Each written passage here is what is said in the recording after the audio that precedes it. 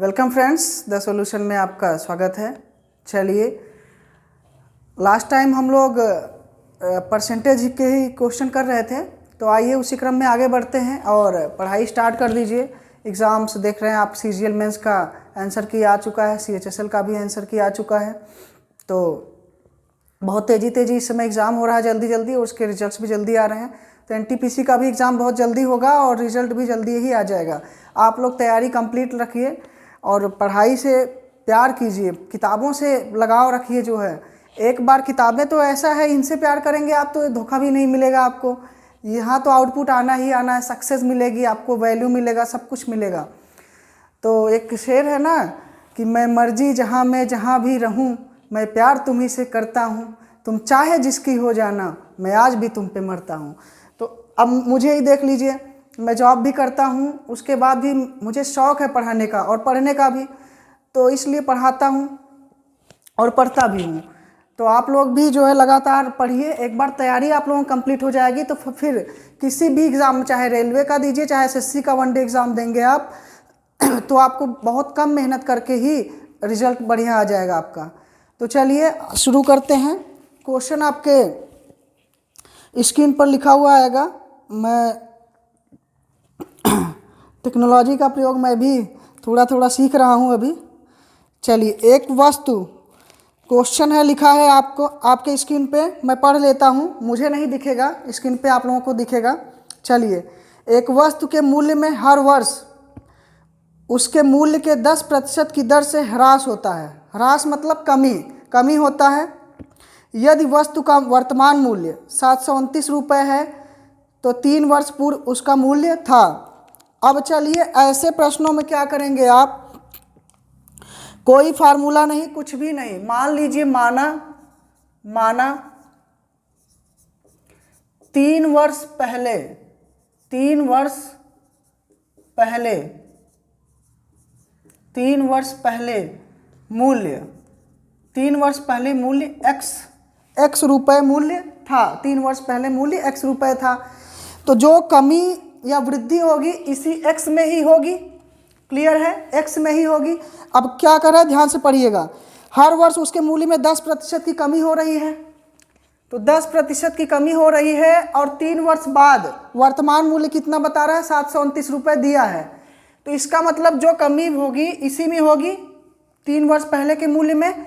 तो 10% की कमी हो रही है तो कैसे लिखेंगे, मतलब 90% हो गया। फिर दूसरे वर्ष भी 10% की कमी, फिर 90%, और तीसरे वर्ष भी 10% की कमी हो गई तो फिर 90%। अब 3 वर्ष में 10% की कमी होने के पश्चात मूल्य कितना हो जा रहा है, 729। एक्स में कमी हुई 10% की 3 वर्ष लगातार, और उसके बाद मूल्य कितना हो गया, 729 रुपये। चलिए, एक्स का मान निकाल लीजिए, कितना हो जाएगा, 729 गुणे 100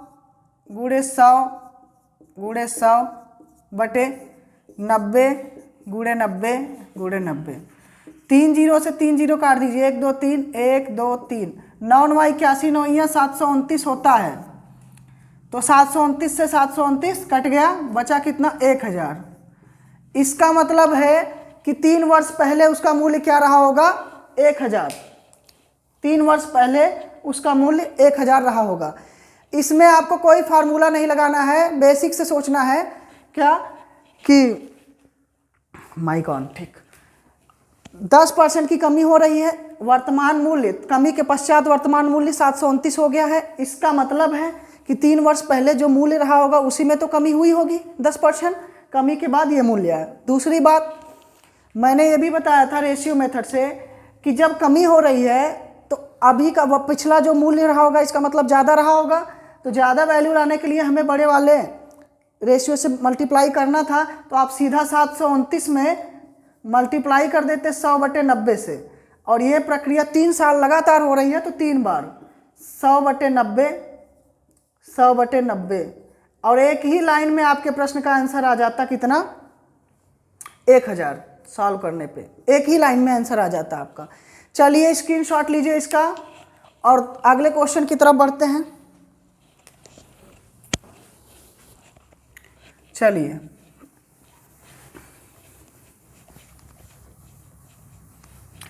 इसी में लोग फार्मूला इसी में फार्मूले से लोग सॉल्व कराते हैं। फार्मूला हम नहीं बताएंगे आपको, फार्मूला भी लिखना चाहें अगर तो लिख सकते हैं, बता दूंगा लास्ट में। चलिए अगला क्वेश्चन पढ़ता हूं मैं।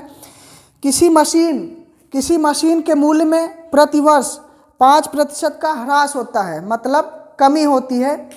यदि उसका वर्तमान मूल्य 2 लाख है तो 2 वर्ष बाद उसका मूल्य होगा। अब देखिए इसमें क्वेश्चन बदल दिया है, अभी उसका वर्तमान मूल्य दे दिया है और 2 वर्ष बाद का पूछ रहा है।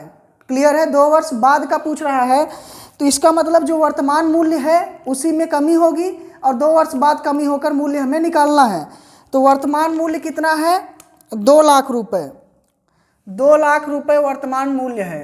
1 2 3 4 5, 2 लाख रुपए वर्तमान मूल्य है और इसमें 5% की कमी हो रही है। इसका मतलब ये 95% हो जाएगा, फिर 95%, क्योंकि 2 वर्ष बाद पूछा है तो 2 वर्ष लगातार कमी होगी 5% की, और इसके बाद मूल्य क्या हो जाएगा आपका x।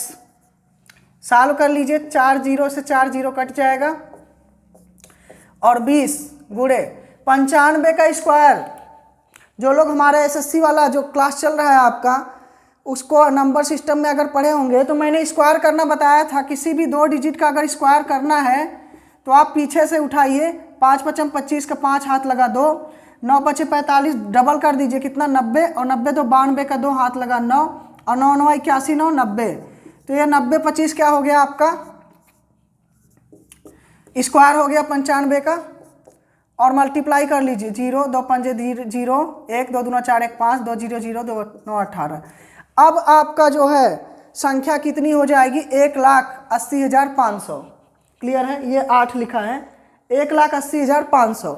पहले था कितना? वर्तमान में 2 लाख दिया है, इसमें 5% की कमी हो रही है, तो कमी के बाद 2 वर्ष बाद का मूल्य पूछा है, तो 2 वर्ष बाद 1,80,500 आ जाएगा। ठीक है, देखिए इसमें मेन चीज़ ध्यान देने वाली जो बात है, महत्वपूर्ण बात यह है कि आपसे अगर दिया है कि वर्तमान में इतना है तो 3 वर्ष पहले कितना रहा होगा, पहले की बात करें तो x मानेंगे और x में ही कमी या वृद्धि करेंगे।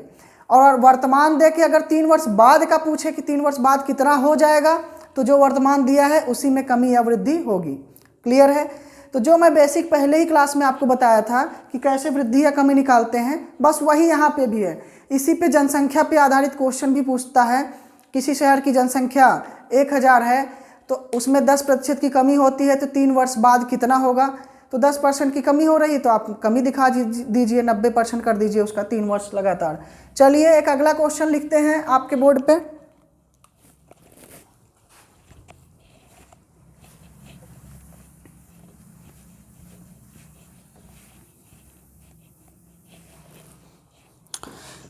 इसी के लिए अगला क्वेश्चन लिखते हैं, इसी पे आधारित है। एक फैक्ट्री में साइकिलों का निर्माण 2 वर्ष में 40,000 से बढ़कर 48,400 हो गया। प्रतिवर्ष वृद्धि की दर क्या है? ध्यान दीजिएगा, 40,000 से बढ़कर 48,000 कितना दिया है? 40,000 से बढ़कर 48,400 हो गया, 48,400 हो गया। क्लियर है, तो प्रतिवर्ष वृद्धि की दर, वास्तव में ये क्वेश्चन अगर देखा जाए तो आपका सीआई का क्वेश्चन है। तो क्योंकि वृद्धि हो रही है, मान लीजिए 40,000 है, इसमें कुछ वृद्धि हुआ और फिर जो वृद्धि हुआ है टोटल पे वृद्धि होगा तो 48,400 रुपये होगा। क्लियर है, जैसे ब्याज पे ब्याज लगता है तो उसी तरीके का ये भी है। तो इस ऐसे प्रश्नों में आप क्या करेंगे? 2 वर्ष के पश्चात, देखिए 2 वर्ष में 2 ईयर में आपका 48,400 हो गया। अगर इसका हम रेशियो निकाल लें तो कितना आ जाएगा? फिर भाग लगा दीजिए 2 से, सॉरी 4 से भाग लगा दीजिए तो 100, और ये हो जाएगा कितना? 121। 100 रेशियो 121 आ गया। हमें ये 2 ईयर का है, अगर 1 ईयर का निकालना है, मैं CISI में ये बढ़िया पढ़ाऊंगा, बेहतर तरीके से समझाऊंगा आपको ज़्यादा एग्जाम्पल के थ्रू। फिर भी यहाँ समझ लीजिए, अगर हमें 2 ईयर का 100 रेशियो 121 है और 1 साल का पूछा है, 1 साल का दर पूछा है, रेट पूछा है, तो आप क्या करेंगे? इसका स्क्वायर रूट ले लेंगे और इसका भी स्क्वायर रूट ले लेंगे तो 1 साल का आपका रेट आ जाएगा। क्लियर है? परसेंट ऑफ रेट आ जाएगा। तो देखिए कितना बढ़ रहा है, 10 से 11 हो रहा है, मतलब वृद्धि कितने की हुई, 1 की कितने पे, 10 पे, मल्टीप्लाई बाई 100 आ गया कितना, 10%। इसी को आप फार्मूला लगा के भी कर सकते थे कि जो आपका है प्रारंभिक 40,000 है, 40,000 बराबर 48,400, वृद्धि मान लीजिए 8% की हो रही है बटे 100 की पावर n, और n का मान कितना, 2 वर्षों में हो रही है। अब इसको भी आप सॉल्व करेंगे तो आपका आ जाएगा कितना, 10/11 बराबर 1 + r/100, 1 + r/100। इसको सॉल्व कर लेंगे आप, 10/11 ही आएगा, हाँ सॉल्व कर लीजिए आप तो कितना हो जाएगा सॉरी, ठीक, इसको सॉल्व कर लीजिए आप तो कितना आ जाएगा, 1/11, इसको इधर ले माइनस करेंगे लाके, और -1, सॉरी, ये आपका ये था 48,400 और ये आपका 40,000 है। तो इसको सॉल्व करेंगे आप, 11/10 आएगा और 1 + r/100। अब यहाँ पे सॉल्व करेंगे आप तो ये आ जाएगा कितना, r का मान 10% आ जाएगा, 10% आ जाएगा r की वैल्यू यहाँ से भी। तो ये लंबा होता है प्रोसेस। मैं आप लोगों को CI में भी पढ़ाऊँगा, जो फार्मूला होता है आपका CI बराबर P1 + r/100 पावर n - 1, वो कहीं भी लगाने की ज़रूरत नहीं पड़ेगी, इसी रेशियो पे ही सारा क्वेश्चन हो जाएगा। चलिए इस पे प्रैक्टिस कीजिए, जनसंख्या पे भी आधारित जो भी क्वेश्चन आपके एग्ज़ाम के पूछे हुए हैं, एग्ज़ाम में यहाँ से क्वेश्चन आता ही आता है, एक क्वेश्चन फिक्स आएगा, तो प्रैक्टिस कीजिए। फिर अगले क्लास में मिलते हैं। Thank you.